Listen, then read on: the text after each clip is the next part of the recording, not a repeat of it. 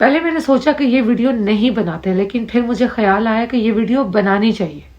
میری والدہ نے ابھی افطاری کے وقت ایک بڑی خوبصورت بات بولی کہ بیٹے پہلے ہمارے ہاں قابل اور ہونہار بچے ہوا کرتے تھے تو ہم انہیں چھپا کر رکھا کرتے تھے کہ انہیں نظر لگ جائے گی خاندان والوں کی، پھر ملک والوں کی، پھر دوسرے ملک والوں کی۔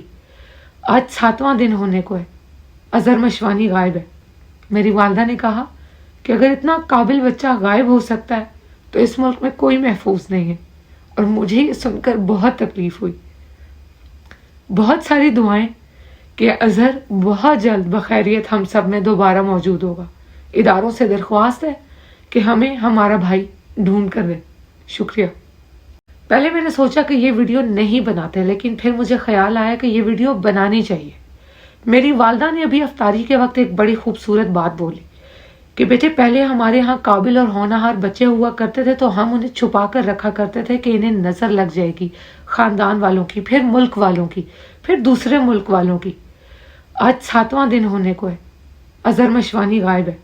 میری والدہ نے کہا کہ اگر اتنا قابل بچہ غائب ہو سکتا ہے تو اس ملک میں کوئی محفوظ نہیں ہے، اور مجھے یہ سن کر بہت تکلیف ہوئی۔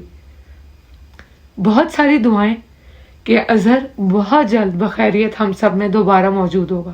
اداروں سے درخواست ہے کہ ہمیں ہمارا بھائی ڈھونڈ کر دیں۔ شکریہ۔